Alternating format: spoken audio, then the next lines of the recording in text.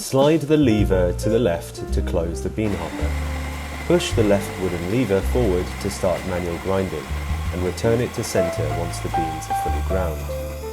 Press the button at the back of the hopper and lift it up to remove the bean container. Turn the dial clockwise until the grind setting on the left screen shows X and the unlock icon appears. Now you can remove the grinding wheel.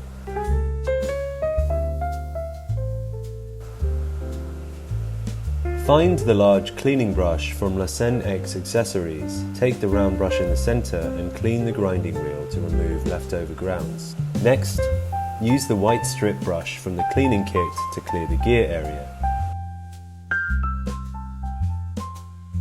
Follow the video instructions with other tools for a deeper clean to ensure most residual coffee grounds are cleared.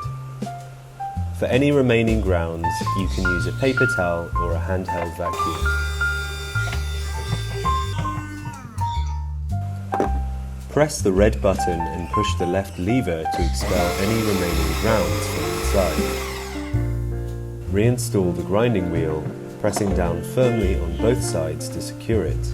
Turn the dial counterclockwise until the left screen shows X and the lock icon. Before reinstalling the bean hopper, lift the grinding wheel slightly to ensure it is locked in place. Finally, adjust the grind setting as needed and reinstall the hopper, remembering to push the lever to the right to release the beans.